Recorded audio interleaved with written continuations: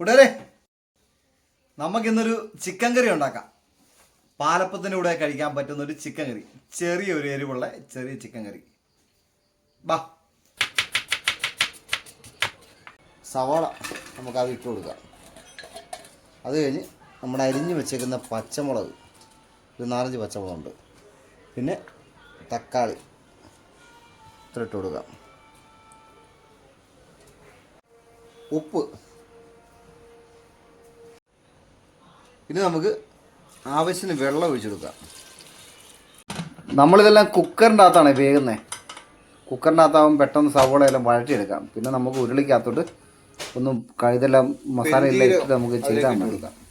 അത് നമ്മൾ എണ്ണ ഒഴിച്ച് ഇനി നമ്മൾ അതിലേക്ക് പെരിഞ്ചീരകം ഇട്ട് കൊടുത്ത് ഇഞ്ചിയും വെളുത്തുള്ളി നമ്മൾ കൊത്തി അരിഞ്ഞത് വേണേ ചതച്ചും എങ്ങനെ വേണമെങ്കിലും ചേർക്കാം. കൊത്തി അരിഞ്ഞ് നമ്മൾ ഇട്ടേക്കുന്നത് അതൊന്ന് ജസ്റ്റ് നമുക്ക് മൂപ്പിച്ചെടുക്കാം. ആ മൂത്ത് വരുന്ന സമയത്ത് നമുക്ക് അതിലേക്ക് കറിവേപ്പില അതിലേക്ക് ചേർത്ത് കൊടുക്കാം കേട്ടോ. പിന്നെ നമ്മൾ വെന്ത് വെച്ച നമ്മുടെ സവോളയും തക്കാളിയും പച്ചമുളകും എല്ലാം കൂടെ അതിലേക്ക് ഇട്ട് കൊടുത്ത് ഒന്ന് ജസ്റ്റ് മൂപ്പിക്കാം. ആ സമയത്ത് നമുക്ക് ആവശ്യത്തിന് ഉപ്പ് എടുക്കാം. നമ്മൾ സവോളയ്ക്കകത്ത് ഉപ്പിട്ടായിരുന്നു കേട്ടോ. പിന്നെ അതുകൂടാതെ നമുക്ക് ഇനി മഞ്ഞൾപ്പൊടി, മല്ലിപ്പൊടി, മുളക് പൊടി ഇത്രയും സാധനങ്ങൾ ചേർത്ത് ഒന്ന് നന്നായിട്ട് ഇളക്കി ചേർക്കാം. അതിന് ശേഷം നമുക്ക് അതിലേക്ക് ചിക്കൻ്റെ മസാലയും ഗരം മസാലയും കുരുമുളക് പൊടിയൊക്കെ നമുക്ക് ചേർത്ത് കൊടുക്കേണ്ടതാണ്.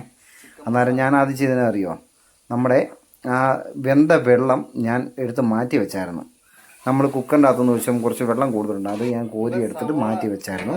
അത് നമ്മുടെ മസാല ഇപ്പം മൂത്ത് നിൽക്കുന്ന ആ സമയത്തോട്ട് നമുക്കിപ്പം അങ്ങ് ചേർത്ത് കൊടുക്കാം കേട്ടോ. വേറെ നമുക്ക് വെള്ളത്തിൻ്റെ ആവശ്യം വരുന്നില്ല. ആ വെള്ളം കൂടെ ഒഴിച്ച് നമുക്ക് നീട്ടി അങ്ങ് കൊടുത്താൽ മതി. അതിനകത്തോട്ട് കുറച്ചും കൂടെ വെള്ളം ഇരിപ്പുണ്ട്, അതും കൂടെ നമുക്ക് ഒഴിച്ച് കൊടുക്കാം. ഇപ്പം നമുക്ക് ചിക്കൻ ഇടാം. ചിക്കൻ നല്ലതായിട്ട് കഴുകി വെച്ച് നമുക്കൊരു 4 കിലോ അടുത്ത് ചിക്കനുണ്ട് കേട്ടോ. ചിക്കൻ അങ്ങോട്ട് നന്നായിട്ട് കഴുകിയുള്ളത് ചിക്കൻ എടുത്ത് അങ്ങോട്ട് ഇട്ട് കൊടുത്തു.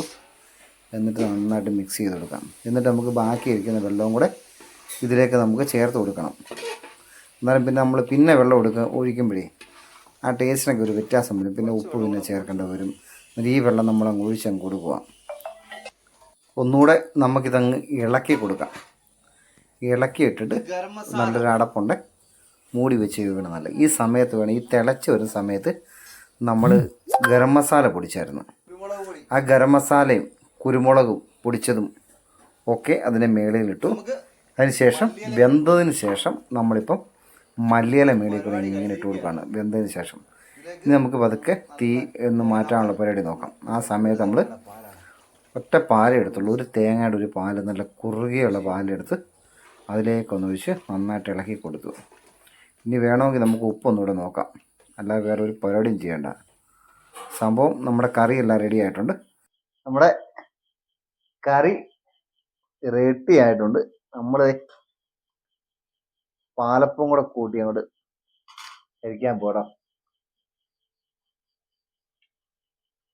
അത് തന്നെ ഒരു കഷ്ണം ഇങ്ങനെ നോക്കാം. അത് കഴിഞ്ഞു.